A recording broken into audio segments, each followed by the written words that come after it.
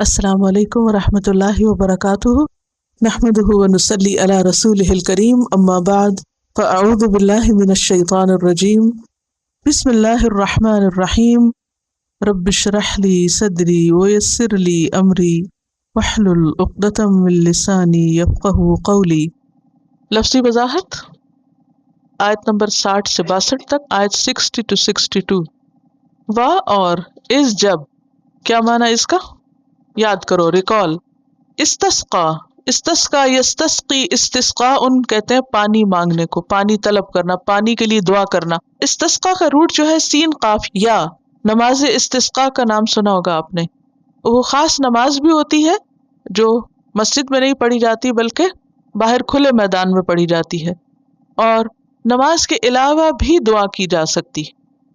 مثلا نبی صلی اللہ علیہ وسلم ایک مرتبہ جمعے کا خطبہ دے رہے تھے، تو ایک شخص اٹھا اور کہنے لگا، اے اللہ کے رسول صلی اللہ علیہ وسلم، بارش کی دعا کیجیے، کیونکہ مویشی ہلاک ہو رہے ہیں اور انسان پیاس سے مر رہے ہیں اور قحط پڑ رہا ہے۔ آپ صلی اللہ علیہ وسلم نے اسی وقت ہاتھ اٹھائے، اور آپ کے ساتھ باقی تمام صحابہ نے بھی جو اس وقت مسجد میں تھے ہاتھ اٹھائے، اور 3 بار فرمایا، اللہم اغثنا، اے اللہ تو ہماری فریاد رسی کر، یعنی ہماری مشکل دور کر۔ صحابہ کہتے ہیں کہ اس وقت آسمان پر کسی قسم کے بادل کے کوئی آثار نہ تھے، یکایک کناروں سے بادل اٹھنے لگے اور بارش برسنے لگی، اس حال میں کہ آپ صلی اللہ علیہ وسلم بھی وہیں تھے اور پانی آپ کے اوپر پڑ رہا تھا، اور آپ کے چہرے سے، آپ کے داڑھی کے بالوں سے قطرے جو تھے وہ ٹپک رہے تھے۔ یعنی مسجد نبی کی چھت جو تھی وہ ایسی چھت نہیں تھی بلکہ ٹہنیوں کی اور پتوں کی، کھجور کی چھالوں کی بنی ہوئی تھی، اور پھر 1 ہفتے تک مسلسل بارش ہوتی رہی۔ اگلے ہفتے جب لوگ واپس آئے تو انہوں نے کہا کہ اللہ کے رسول صلی اللہ علیہ وسلم، آپ دعا کیجئے کہ اب یہ بارش تھم جائے، کیونکہ مدینہ پانی سے بہہ پڑا تھا، وہاں ایک وادی ہے، وہ وادی بہنے لگی پانی سے، اور کہنے لگے کہ اب گھر گر رہے ہیں اور مویشی مر رہے ہیں ڈوب کے، یعنی اب آپ ہمارے لیے دعا کیجئے۔ تو اس پر آپ نے ہاتھ اٹھا کر دعا کی اور کہا، اللہم حوالینا ولا علینا، ہاتھوں سے یوں ساتھ کہا، اللہم حوالینا، اللہ ہمارے آس پاس ان بادلوں کو کر دے، ولا علینا، اور ہمارے اوپر نہ کر۔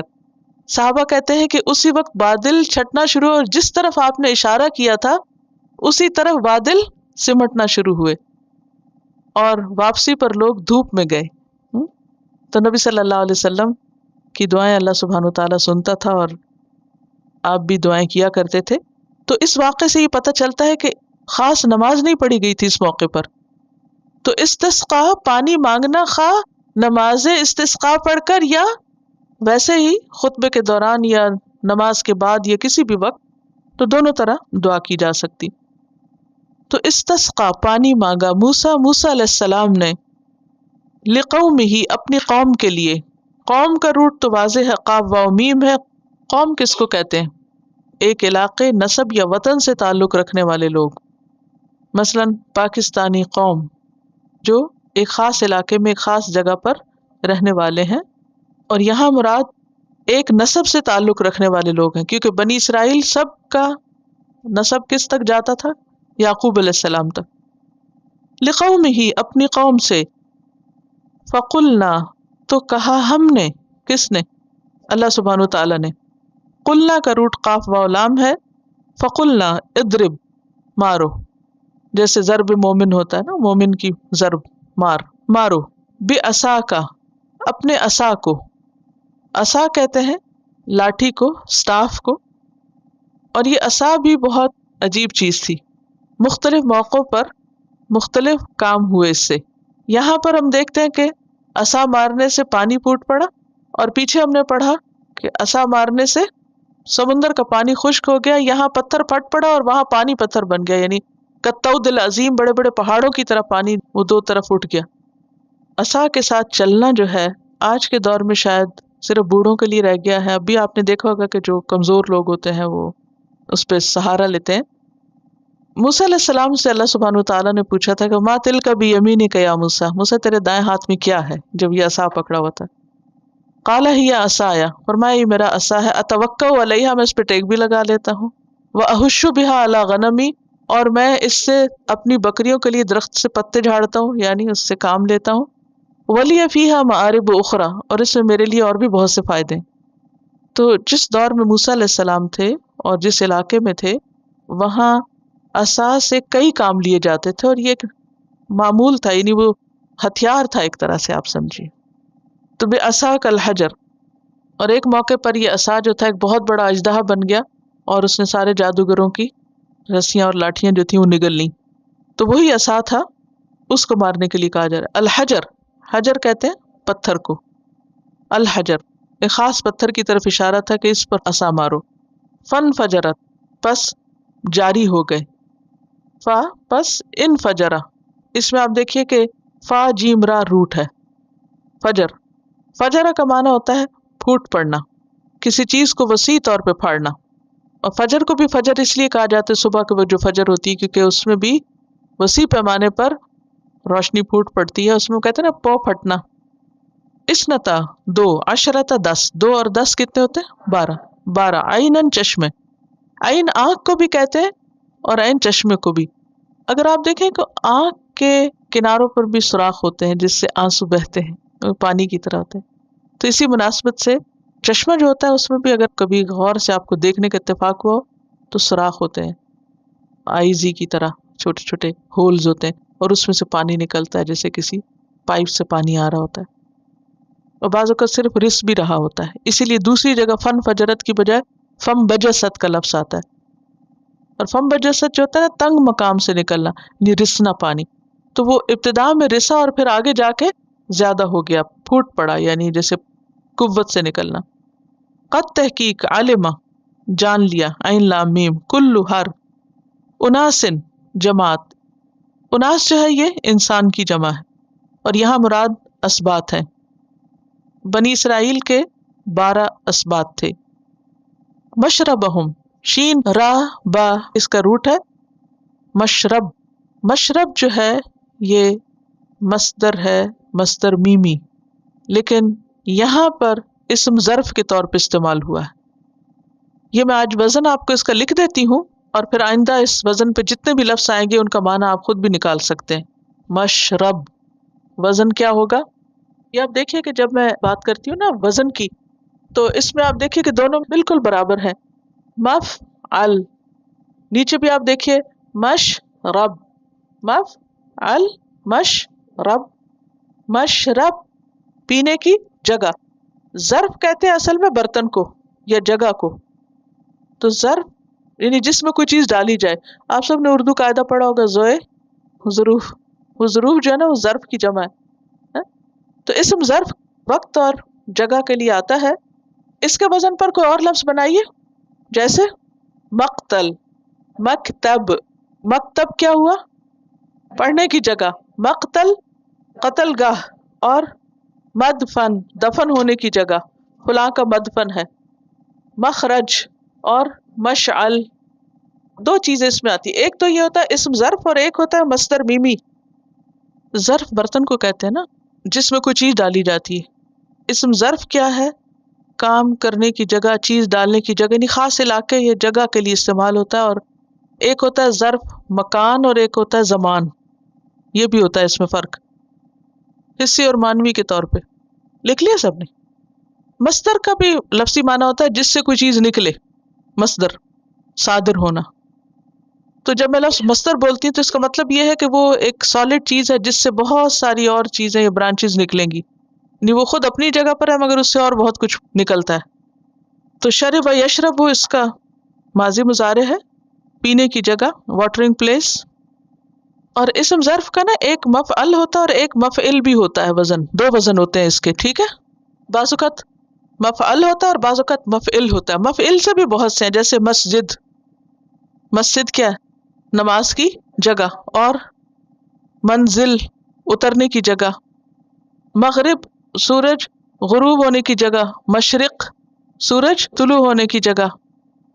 مسکن وہ مفعل کی طرح ہے، ٹھیک ہے. سمجھ آ گیا کانسیپٹ؟ کلو کھاؤ، اکلا یا اکلو سے کلو کھاؤ، وشربو اور پیو. شین را با، من سے، رزق رزق رزق کہتے ہیں عطا کو، بخشش، پروویژن. من رزق اللہ، اللہ کے رزق میں سے، یعنی اللہ کے دیے ہوئے میں سے. ولا اور نہ، تاسو عین ثا واو اور عین ثا یا دونوں ہی اس کے روٹ ہیں، ذہنی اور فکری بگاڑ کے لیے آتا ہے اور فساد میں تیزی کے لیے آتا ہے، کیونکہ انسان کا ذہن جسم سے زیادہ تیزی سے کام کرتا ہے یا نہیں؟ فساد حسی بھی ہو سکتا ہے، مانوی بھی ہو سکتا ہے، لیکن اسی کیا ہوتا ہے؟ ذہنی بگاڑ اور فساد میں تیزی۔ ولا تاسو اور مت تیزی سے فساد کرو، مت شدت فساد کرو، فی الارض زمین میں، مفسدین مفسد بن کر۔ مفسدین کس کی جمع؟ مفسد کی۔ فا سین دال، افسد یفسد افساد بگاڑنا، کسی بھی چیز کے اندر خرابی پیدا کرنا، جیسے بستیوں کو تباہ کرنا، اجاڑنا، جانوروں کو قتل کرنا۔ وا اور اس جب قل تم کہا تم نے، کس نے؟ بنی اسرائیل نے، یا موسیٰ اے موسیٰ، لن ہرگز نہیں، یہ کیا ہے؟ کون سا حرف ہے؟ نفی کا۔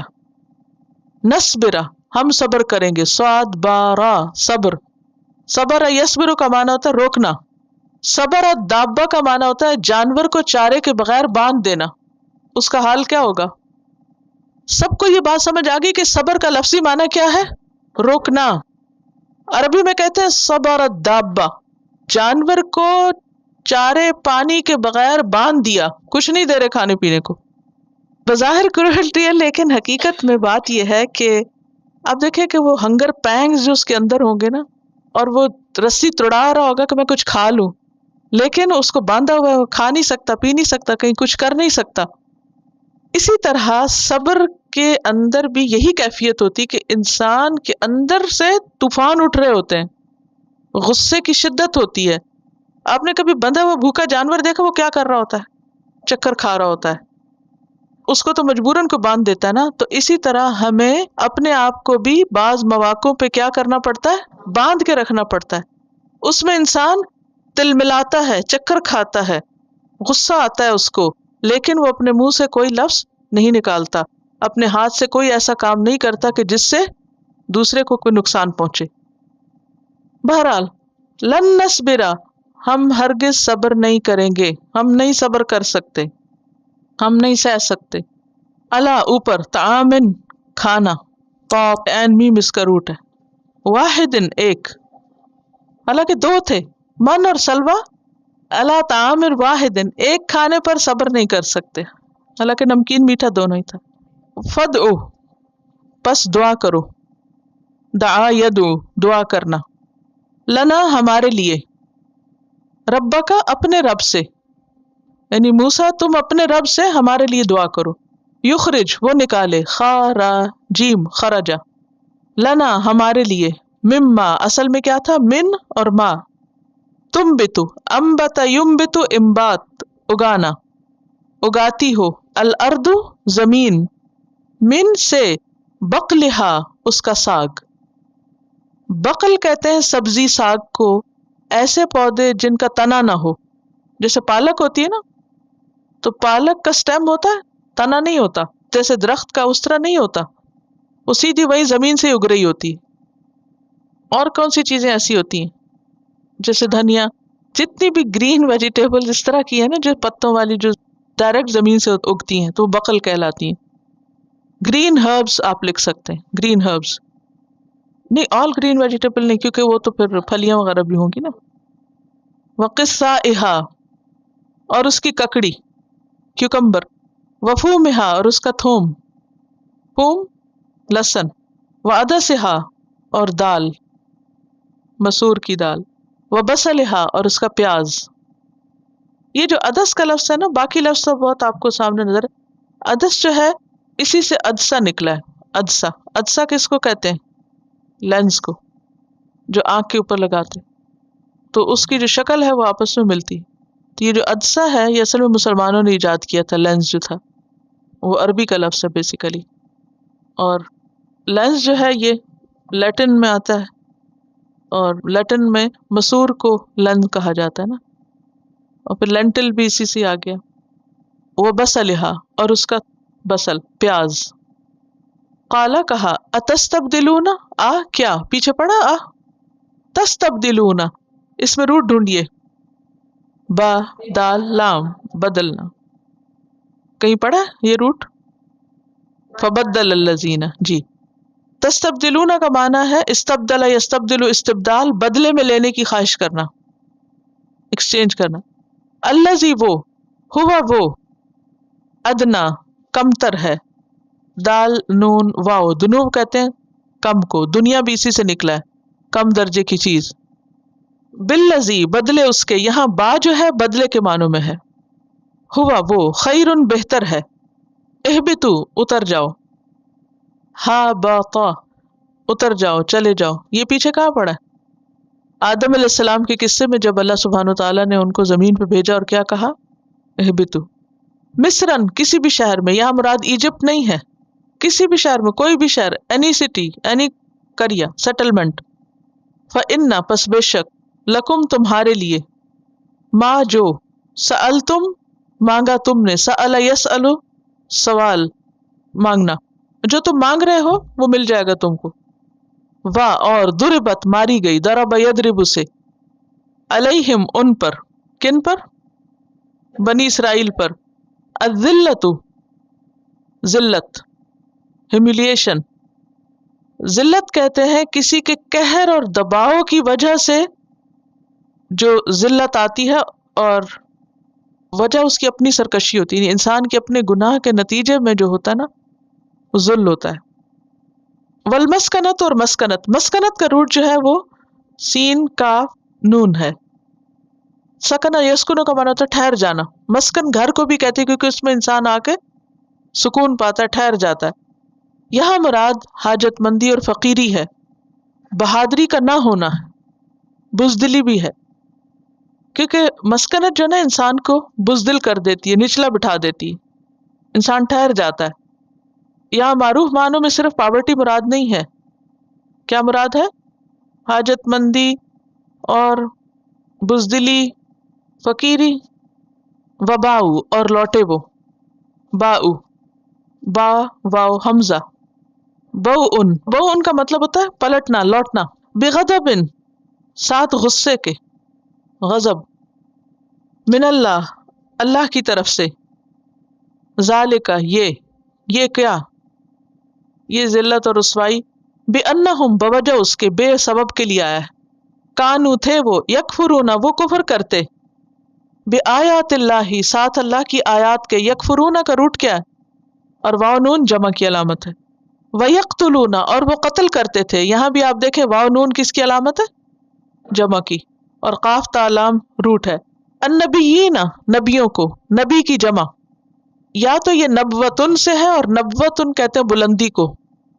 تو نبی کو نبی کیوں کہا جاتا ہے؟ کہ اس کا مقام اور مرتبہ باقی لوگوں سے بلند ہوتا ہے.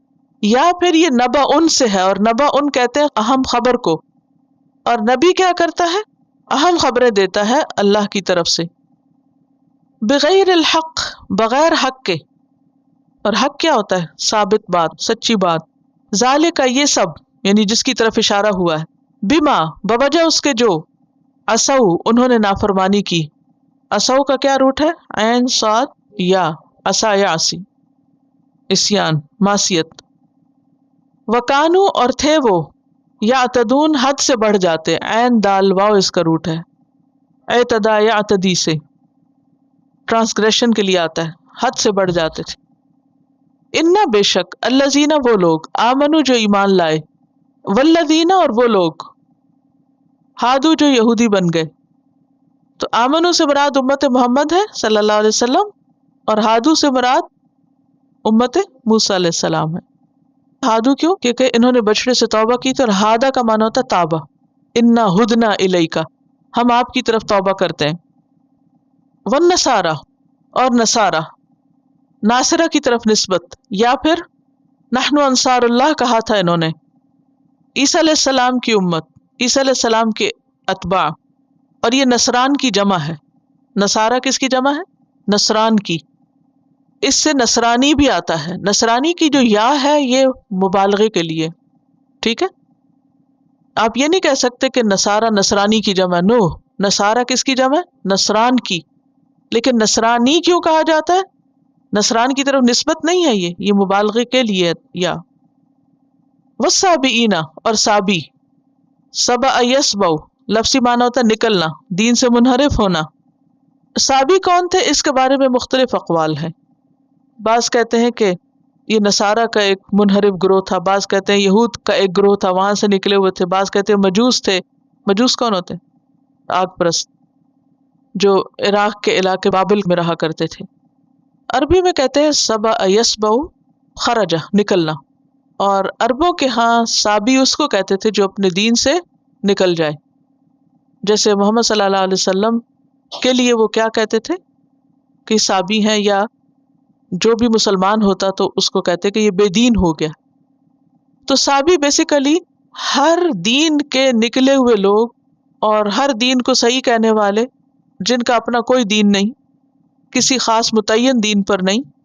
आजकल बहुत से लोग यही करते हैं। वहदत अदियान की बात सुनी है कभी आपने? क्या होती है वहदत अदियान?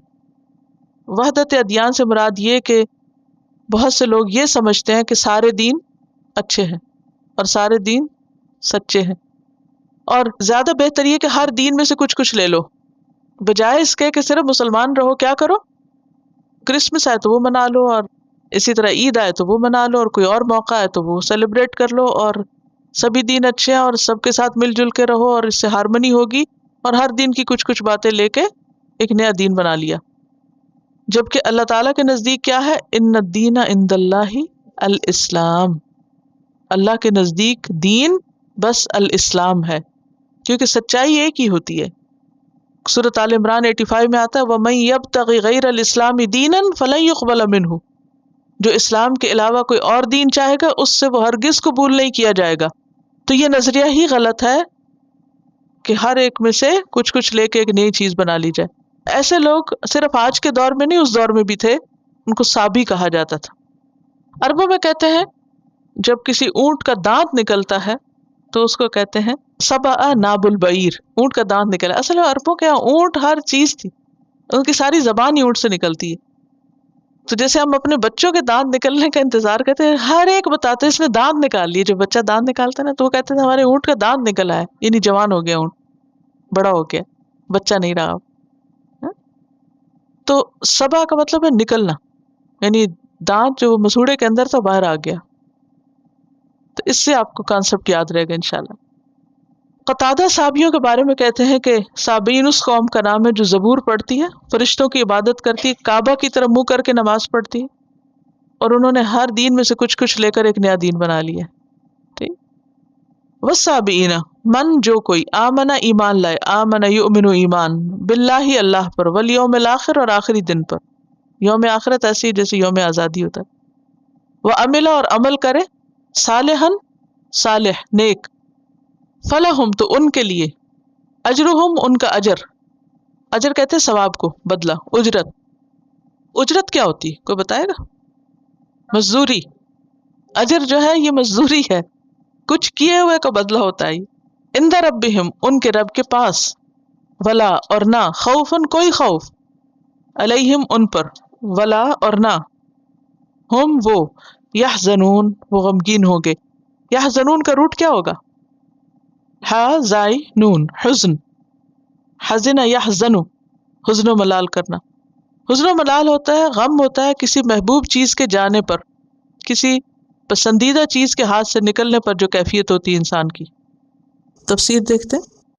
बिस्मिल्लाहिर्रहमानिर्रहीम। जैसा कि हम पीछे पढ़ चुके हैं कि बनी इसराइल मूसा अलैहिस्सलाम की क़यादत में समुंदर पार करके मैदान तीह में पहुंच गए। इस मैदान में वो 40 साल तक रहे, जहां न खाने को कुछ था और न रहने को। मूसा अलैहिस्सलाम ने अल्लाह सुब्हानहू तआला से दुआ की, और अल्लाह की खास रहमत की वजह से इन पर बादलों का साया किया गया धूप से बचने के लिए, और इन्हें खाने को मन्नो सलवा दिया गया। फिर इनके पास पानी नहीं था, तो मूसा अलैहिस्सलाम ने अल्लाह सुब्हानहू तआला से दुआ की और इनके लिए पानी का भी इंतज़ाम हो गया। इस आयत में भी बुनियादी तौर पर अल्लाह सुब्हानहू तआला बनी इसराइल पर अपने ख़ास इनाम का जिक्र करता है, जो बावजूद उनकी नाफरमानियों के और ढिठाई के और अल्लाह के साथ और अल्लाह के पैगंबर के साथ बदतमीज़ी करने के बावजूद इन पर اللہ کی رحمتیں اور عنایتیں تھیں اس کا ذکر ہے۔ وَإِذِ اسْتَسْقَىٰ، اور یاد کرو وہ وقت اے بنی اسرائیل جب پانی مانگا تھا موسیٰ نے اپنی قوم کے لیے علیہ السلام میدان تیہ میں۔ فَقُلْنَا، تو ہم نے کہا تھا، اضرب، مارو، کس کو کہا تھا؟ موسیٰ علیہ السلام کو۔ اضرب، مارو، بعصاک، اپنے عصا کو، الحجر، پتھر پر۔ اب یہاں یہ نہیں پتہ چلتا کہ وہ پتھر کتنا بڑا تھا اور کس شکل کا تھا اور کس پہاڑ میں تھا یا ویسے ہی چٹان رکھی ہوئی تھی۔ بہرحال یہ اللہ کی طرف سے ایک حکم تھا اور موسیٰ علیہ السلام نے اس حکم کی تعمیل کی اور اس طرح پتھر سے چشمے پھوٹ پڑے۔ فانفجرت من اثنتا عشرۃ عینا، اس میں ایک نہیں، دو نہیں، 12 چشمے پھوٹے، کیونکہ یہ 12 قبائل تھے۔ قد علم کل اناس مشربہم، ہر گروہ نے اپنے پانی پینے کی جگہ کو جان لیا۔ اس وقت اللہ سبحانہ تعالیٰ نے انہیں حکم دیا، کلو واشربو، کھاؤ اور پیو، من رزق اللہ، اللہ کے رزق سے، ولا تعثوا فی الارض مفسدین، اور زمین میں بس فساد نہ کرو، اور فساد میں کثرت نہ کرو، زیادہ فساد نہ کرو۔ اس آیت سے ہمیں کئی ایک باتیں پتہ چلتی ہیں۔ پہلی بات کہ بنی اسرائیل پر اللہ سبحانہ تعالیٰ نے کئی ایک انعامات کیے، جن میں سے ایک خاص انعام کا ذکر ہے یہاں پر کہ موسیٰ علیہ السلام کی دعا قبول ہوئی، اس صحرا میں پتھر میں سے پانی پھوٹ پڑا ان کے لیے۔ پھر یہ بھی پتہ چلتا ہے کہ موسیٰ علیہ السلام اللہ کے نزدیک بہت مرتبے اور مقام والے تھے۔ سورۃ الاحزاب آیت 69 میں آتا ہے، وَكَانَ عِندَ اللَّهِ وَجِيهًا، موسیٰ علیہ السلام اللہ کے ہاں بڑا مقام رکھتے تھے، وجیح تھے، بہت عزت والے تھے، مرتبے والے تھے۔ اللہ نے ان کی دعا سنی، ان کی دعا رد نہیں کی، تو جب انہوں نے پانی مانگا تو اللہ نے پانی عطا کر دیا۔ دوسری بات یہ پتہ چلتی ہے کہ ضرورت اور تکلیف کے موقع پر انسان کو اللہ ہی کی طرف رجوع کرنا چاہیے۔ پیغمبر بھی اللہ ہی سے مانگتے ہیں۔ اذ استسقیٰ، موسیٰ سے کیا بات پتہ چل رہی ہے کہ موسیٰ علیہ السلام خود پانی کا بندوبست نہیں کر رہے، یہ ان کا اپنا کمال نہیں ہے، بلکہ ضرورت کے وقت اللہ سے رجوع کر رہے ہیں۔ تو ہمارے لیے اس میں کیا سبق ہے کہ ہمیں بھی چھوٹی ضرورت ہو یا بڑی ضرورت ہو، اس میں اللہ کی طرف رجوع کرنا چاہیے۔ صحابہ کرام کا طریقہ کیا تھا؟ جب انہیں کوئی مشکل پیش آتی تو کیا کرتے؟ اللہ سے مانگتے، حتیٰ کہ ان کی جوتی کا تسمہ بھی ٹوٹ جاتا تو اللہ سے مانگا کرتے تھے۔ نبی صلی اللہ علیہ وسلم کا طریقہ پیچھے ہم نے پڑھا ہے، جہاں وَاسْتَعِینُوا بِالصَّبْرِ وَالصَّلَاةِ کی بات آئی کہ جب آپ کو کوئی مشکل وقت آتا تو آپ کیا کرتے؟ فوراً نماز کی طرف دوڑتے تھے۔ اس آیت سے یہ بات بھی ہمیں پتہ چلتی ہے کہ اللہ تعالیٰ دعائیں سنتا ہے۔ جب ہمیں شک گزرنے لگے نا کہ پتہ نہیں اللہ میری دعا سنے گا یا نہیں، تو ایسے واقعات کو یاد کر لیا کریں کہ یا اللہ، جس طرح تو نے بنی اسرائیل کے لیے صحرا میں پتھر سے چشمے پھوڑ نکالے تھے، اسی طرح تو مجھے بھی اس موقع پر یہ فلاں چیز عطا کر دے، کیونکہ تیرے لیے کچھ بھی مشکل نہیں۔ اللہ تعالیٰ پتھر سے بھی چشمے نکال سکتا، اس کے لیے کچھ مشکل نہیں۔ بعض اوقات ایسا ہوتا ہے نا، کسی کے ہاں اولاد نہیں ہوتی، کیا کہتے ہیں؟ یہ تو بانجھ ہے۔ بانجھ کا کیا مطلب ہے؟ بنجر ہے، یعنی اس میں سے اولاد پیدا نہیں ہو سکتی۔ ایسے موقع پر بھی مایوسی کی ضرورت نہیں، اسی طرح کی بات کر کے اللہ سے دعا کی جا سکتی، یا اللہ جس طرح بنی اسرائیل کے لیے تو نے پتھر سے چشمے نکالے تھے، یا اللہ تو اس بچے کو یا مجھے یا جو بھی حاجت مند ہے اس کو تو اپنی رحمت کے ساتھ اولاد عطا کرو۔ زکریا علیہ السلام کو جیسے اللہ سبحانہ وتعالیٰ نے بڑھاپے میں اولاد عطا کی تھی۔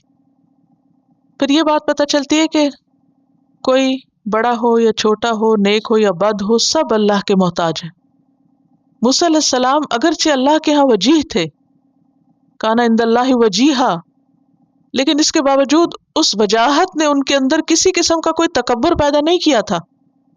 ہر ضرورت کے موقع پر وہ اللہ کی طرف رجوع کرتے، اور یہاں بھی اللہ ہی کی طرف رجوع کرتے ہیں۔ اور حقیقت یہ ہے کہ امن یجیب المضطر اذا دعاہ ویکشف السوء، ہے کوئی جو بے قرار کی دعا سنے، یعنی اس کے سوال کا جواب دے جب وہ اسے پکارے اور اس کی تکلیف دور کر دے۔ تو ہمیں اس بات کا یقین ہونا چاہیے کہ سب تکلیفیں دور کرنے والا دراصل اللہ ہی ہے، اس سے مانگنے میں کبھی بھی دیر نہ کریں اور اس سے مانگنے سے کبھی بھی نہ جھجکیں، اور کبھی یہ نہ سوچیں کہ یہ ہونا ہی نہیں تو مانگنے کی کیا ضرورت ہے۔ بعض چیزیں ہم کیوں نہیں مانگتے اللہ سے؟ کیونکہ ہماری عقل کہتی ہے کہ یہ پاسبل نہیں ہے، اس لیے تکلیف ہی نہ کرو مانگنے کی۔